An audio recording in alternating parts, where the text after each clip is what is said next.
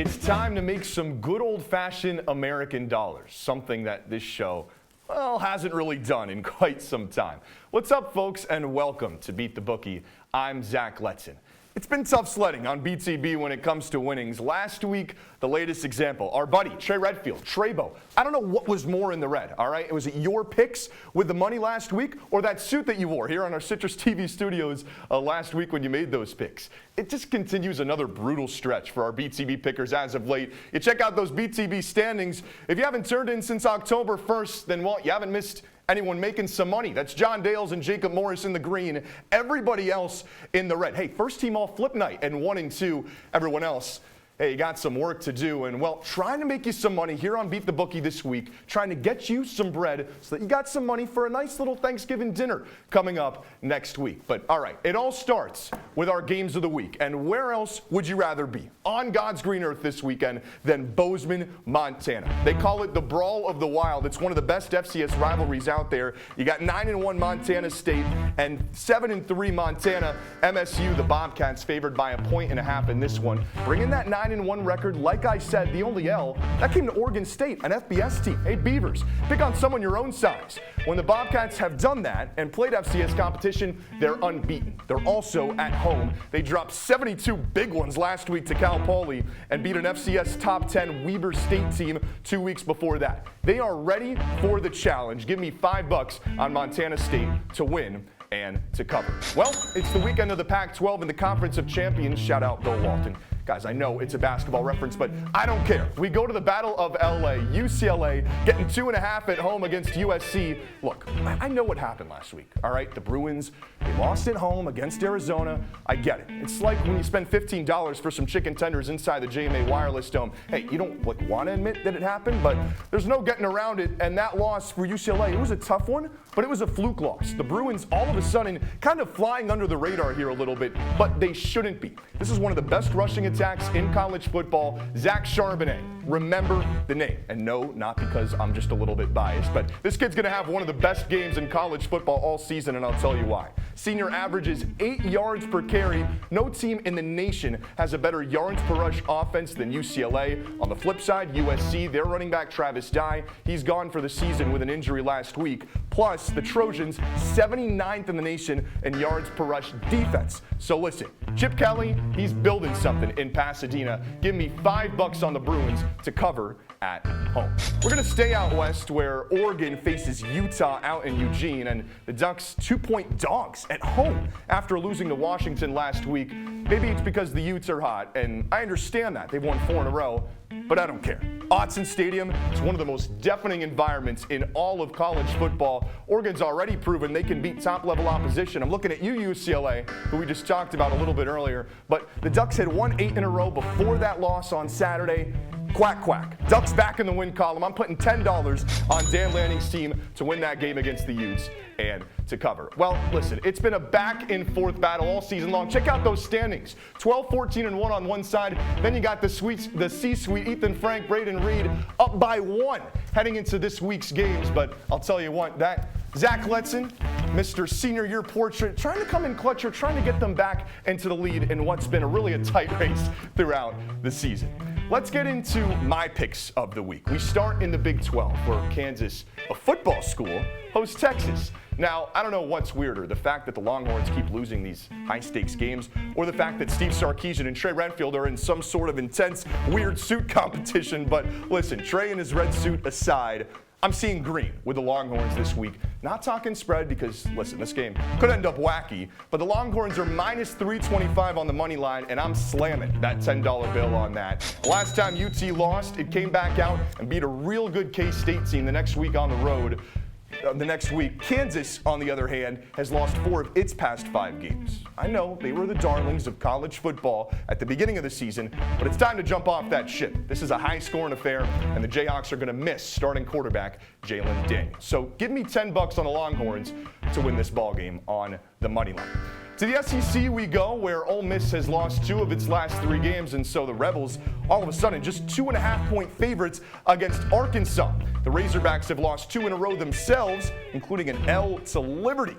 On top of that, Hogs quarterback KJ Jefferson probably back in this game, but definitely not 100%. Ole Miss coming off that heartbreaking loss to Alabama.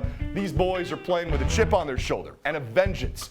A 5-5 Arkansas team, it's going to bear the brunt of that. The Lane train coming into Fayetteville, it's going to be running all night long. Give me $10 on the Rebs to cover 2.5. All right. One last SEC pick, guys, I promise. Brian Kelly and his cringy little dance moves have danced their way all the way to a number 6 ranking in the college football playoff rankings and a ticket to the SEC title game. LSU, they got a bit of a snoozer here in the home stretch.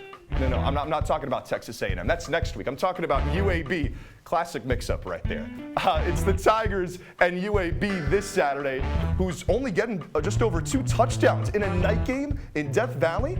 Look, I'm as much a fan of anyone that the Blazers football program, it's back, it's running, but North Texas, UTSA, and FAU, not exactly number 6 LSU. I don't know if we've got a UAB grad making the odds out in Vegas for a 5-5 Conference USA team, but I like the Tigers by 3 or 4 scores in this game. Listen, Jaden Daniels needs a confidence booster after struggling last week against Arkansas. That's what games like this are for.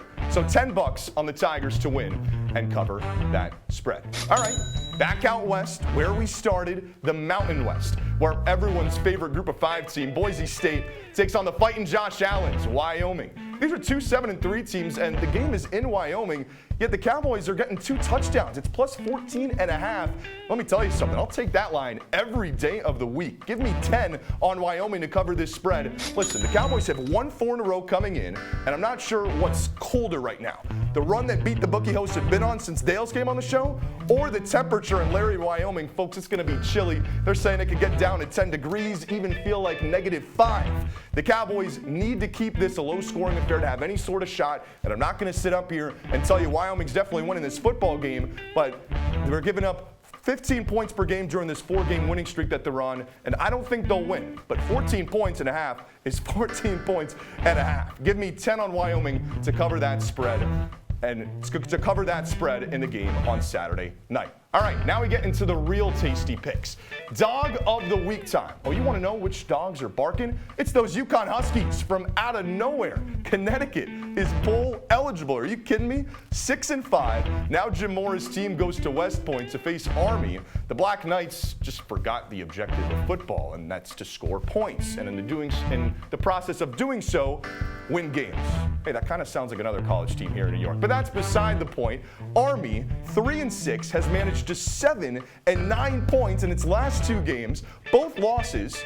And I'm supposed to believe that the Black Knights should be double-digit favorites at home? I barely passed Algebra 1, guys. But I mean, what kind of math are we doing here? UConn beats a really good Liberty team last week. The Huskies have won 3 in a row. I don't know if they make it 4. They might. But the important thing is they keep it close, and that's all that matters. $10 on UConn to cover that ludicrous +10 spread out in West Point. Finally, to the lock of the week, what everyone's been waiting for. Back out to the Big 12 we go, showing a lot of love to the Lone Star State today, but it's for a good reason. I don't know what it's going to take for TCU to get some respect. The Horned Frogs now have won 5 games over ranked opposition after that win against Texas last week. Now Max Duggan and company head to Waco to play a Baylor team that got taken to the cleaners by Kansas State a week ago. The Horned Frogs, the number 4 team in the nation, facing a 6-4 Bears team, and TCU's not even favored by a field goal? Fellas, it's -2.5. Give me a break. 10-0 TCU, they're going to take that personally. Feeling strong about this one. Hey, give me $20 on the Horned Frogs to take care of business and cover that 2.5-point spread. Now, to everyone's favorite, let's build that parlay. I'll admit, it's maybe a little more conservative than past hosts on Beat the Bookie, but at the end of the day, it's about one thing and one thing only, getting those W's, and someone's got to do it. So we got $10. We got $10 to win 35, and it's an all-10 Big Ten parlay. Starts with Illinois and Michigan going at it this weekend in the Big House. The over-under in this game set at just 41.5. I'm going to take the over. Syracuse fans, I know you don't want to hear this, but hey, Tommy DeVito is actually pretty good, and the Illini won't win this game, but they'll put up a couple touchdowns in the process against a Michigan team that scores a lot themselves, a really dynamic offense that they got in Ann Arbor. It doesn't take a fireworks show to hit the over in this game, so let's have that. How about another Big Ten matchup? Iowa, which has made it clear to America that offense is optional, getting 2.5 against Minnesota on the road. Row the boat. This is a pretty good Golden Gophers team, winners of 3 in a row, coming in at 7-3. They're going to make it 4 in a row and cover that spread. One more Big Ten game to close it out. Michigan State playing Indiana and a Hoosiers team that's lost 7 in a row. Yet the Spartans only minus 375 favorites at home in this one against that JV team from Bloomington. This is an MSU team that's got plenty of issues themselves, but Sparty's going to win this game in a chilly East Lansing to round out that 3-leg parlay. All right, so to recap, the Bobcats of Montana State winning the Brawl of the Wild and covering that minus 1.5. UCLA pulling off the upset in the battle for LA by 3 or more points. The Ducks, they quack back this week into the win column and cover that plus 2.5. Texas shocks the world by actually beating Kansas for once in a while. Ole Miss covers the spread out in Fayetteville. Wyoming hanging around with Boise State and covers that gargantuan plus 14.5. The bowl-eligible Huskies barking yet again. They're going to cover that plus 10 out in West Point. And TCU uses another week of bulletin board material to beat Baylor decisively. All right, that's all we've got here on Beat the Bookie. It returns in December. But for Braden Reed, Ethan Frank, and everyone else that makes BTB possible, Zach Letson signing off. Hey, bet like how I eat my Thanksgiving dinner with a passion.